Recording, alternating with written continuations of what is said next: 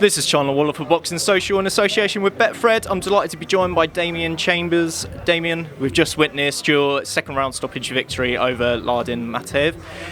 Talk to me about your performance and the stoppage. Yeah, I mean, everyone was quite impressed with his performance. I was blasting away at his body. Just my coach reckons I did everything right. You know what I mean? I didn't really slip up or anything. Working on things in the gym, and it was working in the ring. So I just kept on doing it, kept throwing body shots. I could see that I was hurting him, and yeah, he just didn't come out after the second. But I was just glad to get back on Ultimate Boxer and do that. You know what I mean? I thought it might go the full six, especially being he was quite a lot heavier. I think like 7 pound heavier or something like that. So yeah, I thought he might go the full six, and I was happy to take in the full six as well and just break him down. But yeah, I was happy with the stoppage, to be fair. So obviously it's your first time back here at the arena as well since the Ultimate Boxer final. We have Ultimate Boxer 6. Just quickly, I just wanted to, obviously coming back to this arena, your first fight back, what does that really say about you as a character to come straight back into the frying pan? I mean, some people get beat, knocked out. Some people they retire after a fight after they get beat. They don't like it, but with me it's different. You know what I mean? I wasn't nervous at all. I just wanted to. I was itching to get back in the ring and do what I do best. You know what I mean?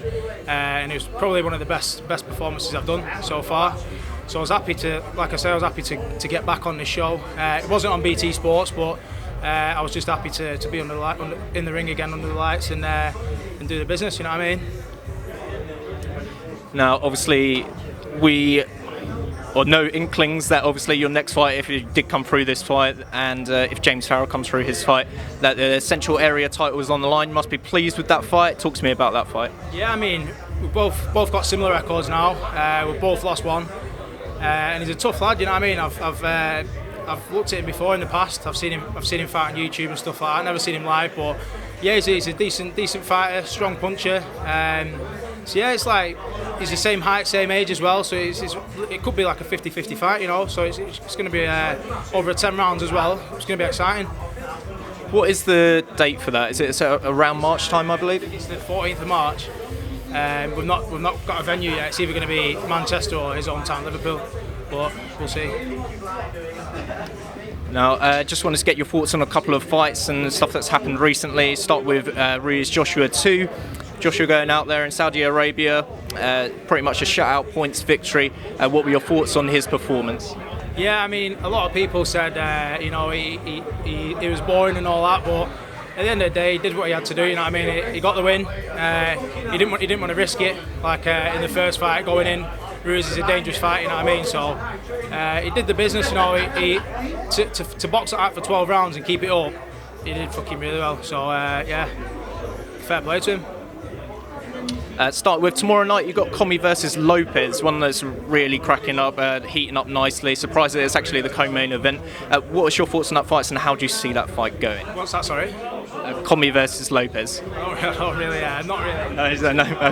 Okay. Well, one fight which I know you will, I'm sure you will have an eye on, is Richard Riakporhe versus Jack Massey next week for the British Cruiserweight title. Yeah, really good fight that. And on paper, Massey should win. He's had a lot more amateur fights and more pro fights as well. And he's a big puncher as well.